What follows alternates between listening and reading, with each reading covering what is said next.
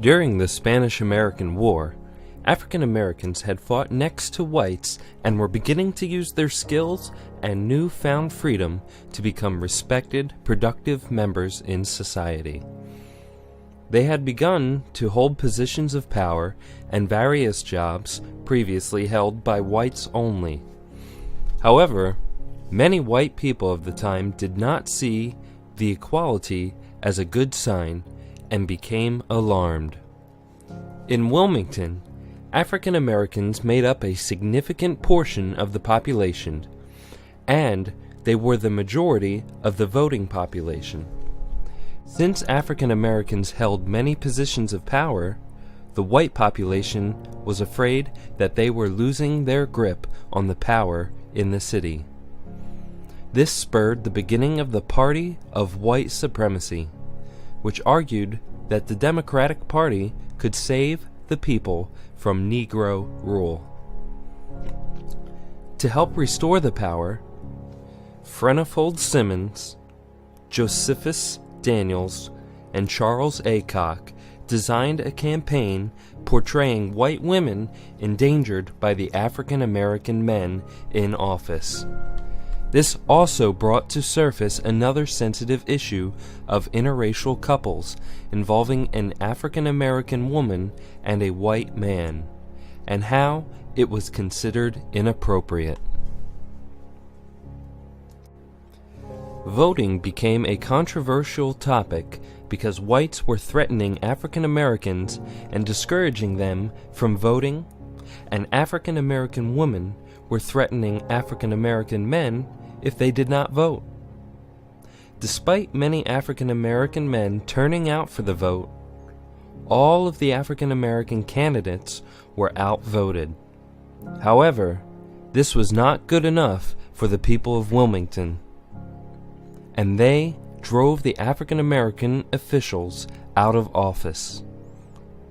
While the African American officials were targeted, no one was safe, and a massacre took place in the streets of Wilmington. Despite begging for help from the White House, President McKinley stayed out of the issue. Once the African American population had been removed from office and run out of town, the ads turned to promoting the segregation of everything: transportation, restrooms, schools, essentially all public areas. However, some people saw the Jim Crow laws as an obstacle to be overcome. One such person was Charlotte Hawkins Brown. She returned to North Carolina to teach, and she opened up her own school. Receiving funding was difficult, but she had the girls write letters home telling patrons what they were learning and requesting financial support. While the school appeared to be vocational on the outside, the school also focused on developing well-rounded individuals. She worked to teach the girls that they could be as good as anyone else, regardless of the color of their skin. Within her school, she tried to shelter her students from the racism that surrounded them. While Brown tried to protect her children, many others were unfortunate and were given long, unfair punishments for petty crimes, and often forced to serve on chain gangs. A convict leasing program was started by which landowners or anyone who needed laborers could pay the state for the convicts to come do the labor. It was almost the same thing as slavery, but under a different and crueler set of circumstances. Since the laborers were now seen as convicts, their lives meant even less, and they were treated with unprecedented brutality. They were often treated like animals, kept in cages, beaten, underfed, and forced to work in some of the most inhospitable conditions. In fact, to keep up with demands, ridiculous sentences were passed. While a white male may only get 90 days in jail for petty theft, an African American man would get 2 years on the convict lease program. Even children were being charged harshly. Even though they were being subjected to a form of slavery that made it impossible to live without fear, they were able to come together. Their music and religion helped them unite and find solid ground in the face of uncertainty.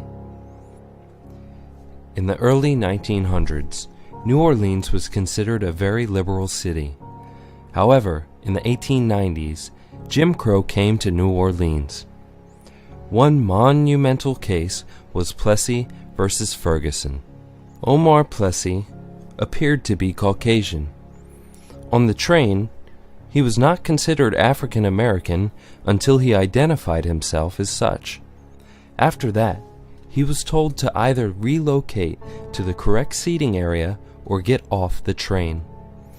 In 1896, the case Plessy versus Ferguson allowed for the legalization of segregation under the terms that the accommodations be separate but equal. This law allowed each state to make their laws accordingly. 2 years later, another law allowed states to disqualify African Americans from voting. This caused a severe drop in the African American voters, especially in Louisiana, where they dropped from 130,000 to just 5,000 votes. As their rights and liberties were being stripped away, African Americans found a great means of expression through music. Jazz music changed the way music was written and performed. It challenged and broke down the barriers between African Americans and white communities, and the notion that African American people were inferior. Historically, African Americans had wrongly been identified as inferior and savage. Racism and ignorant fear made people blind to African Americans' talents, education, and skills. This fear was amplified through images and advertising. To help ease the fear and tension in society, Booker T. Washington tried to convince African Americans to work within the system and just drop the issue of civil rights. He gained favor within the community for his approaches to making a business person out of an African American. Many people tried to follow this example and work on developing a life skill that would enable them to get a job and find their place within society. Women even began to specialize in high school and would graduate with a special honor on their diploma.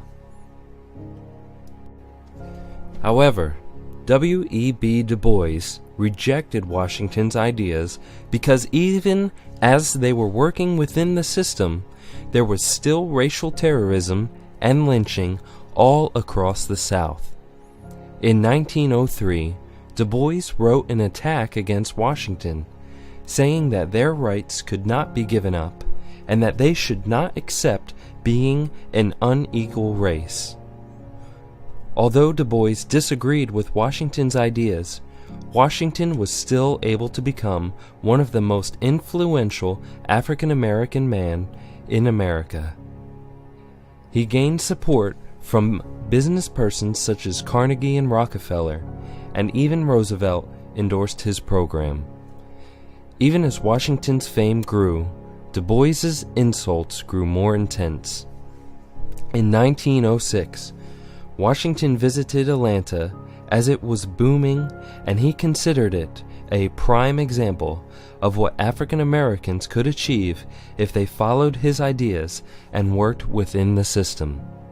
Unfortunately, his image was constructed from only a few prominent cases of success, when in fact, Atlanta was one of the most segregated cities at the time.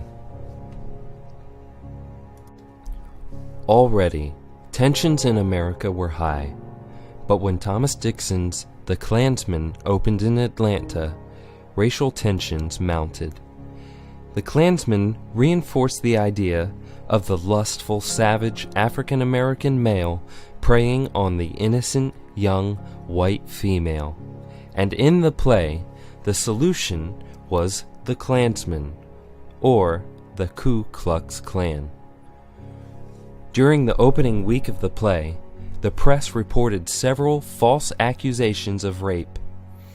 This caused mass hysteria, and a mob gathered in downtown Atlanta, leading to a massive riot of whites against the African Americans. When attacked, those who didn't fight were knocked down and beaten up, but those who tried to defend themselves were often killed.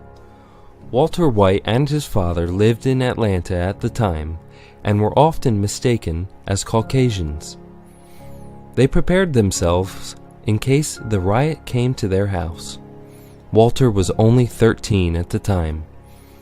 This experience led him to become one of the foremost civil rights leaders in America. After the riot, Washington visited Atlanta to salvage the idea that African Americans could live in close proximity to whites working within the system. He tried to still use Atlanta as the ideal system, but Du Bois used this opportunity to show that it did not work.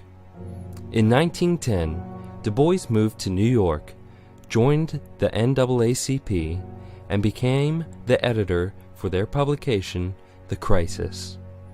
When he started writing for the publication, he supported Woodrow Wilson because he promised justice and fairness for African Americans, and Du Bois made it clear what the African American population expected from Wilson. However, after Wilson took office, 3 cabinet members were allowed to segregate their departments, and this enraged Du Bois.